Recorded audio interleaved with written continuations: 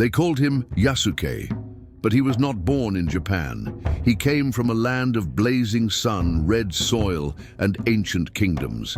He was black, tall, unthinkably tall by Japanese standards, and his arrival would send shockwaves through feudal Japan's rigid social order. When he first set foot in Kyoto, people thought he was a god. Some said a demon, but within a year, he would become something even rarer, a samurai. Yes, you heard that right. There was once an African samurai in feudal Japan, and his story, it's almost too extraordinary to believe. The year was 1579. Japan was a land at war with itself, torn apart by centuries of civil conflict. The Sengoku period, known as the Warring States era, was a time of ruthless ambition, betrayals, and shifting alliances. Daimyo warlords fought endlessly for power. Castles rose and burned. Alliances were made and broken overnight, and at the center of it all was a fierce desire to unify the fractured nation. Amid this chaos arrived a man unlike any Japan had ever seen.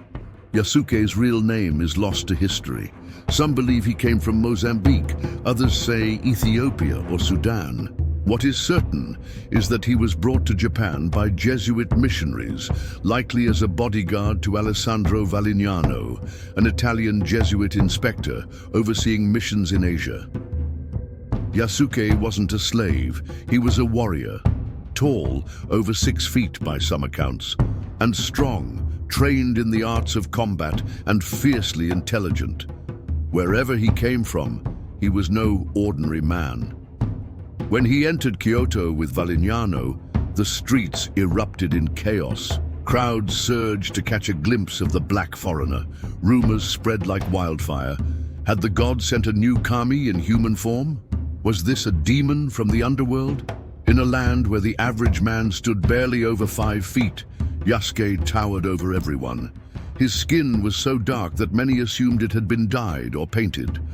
The local daimyo, Oda Nobunaga, demanded to see him. Now, Nobunaga was not your average warlord. He was bold, brutal, and forward-thinking, a revolutionary force in a country still shackled by old ways. He sought power at any cost, and unlike many of his peers, he was curious about the outside world. When he met Yasuke, he was astonished. According to the Jesuit records and the Shincho Koki, a chronicle written by Nobunaga's retainer, he ordered Yasuke to strip to the waist and be scrubbed down. He believed the man's skin had been inked. But when the dark hue did not wash away, Nobunaga laughed in amazement. "This man is not a beast," he said. "He is worth more than 100 others." And just like that, Yasuke's life changed forever. Nobunaga did the unthinkable. He invited Yasuke to stay in his household. In a land where foreigners were exotic curiosities at best and threats at worst, this was unprecedented. But the warlord saw something more in Yasuke: loyalty, strength, presence. Within weeks, Yasuke learned Japanese. He adapted to the customs. He trained with the samurai. And eventually, Nobunaga did what no Japanese lord had ever done. He made Yasuke a samurai, not just a servant, not a novelty, a samurai. He was given a katana, a residence, a stipend. He dined with the nobility. He stood at Nobunaga's side during audiences with other daimyos and emissaries. Some sources even suggest that Yasuke was made a hatamoto, a personal bodyguard of the highest rank. But Japan's peace would not last. In 1582, a betrayal shattered the fragile order. A general named Akechi Mitsuhide, once trusted by Nobunaga, turned against his master. He led a sudden coup, storming the Honnoji temple in Kyoto where Nobunaga was resting. Caught off guard and outnumbered, Nobunaga made his final decision: seppuku, ritual suicide. He would not give his enemies the satisfaction of capturing him alive. But Yasuke was there. Covered in blood, surrounded by fire and ash, Yasuke fought his way through Mitsuhide's forces. He did not flee. He stayed loyal to the end, protecting Nobunaga's heir, Oda Nobunaga, in a desperate bid to hold the line. Eventually, they too were overwhelmed. Nobunaga was killed. Yasuke, bruised and bloodied, was captured.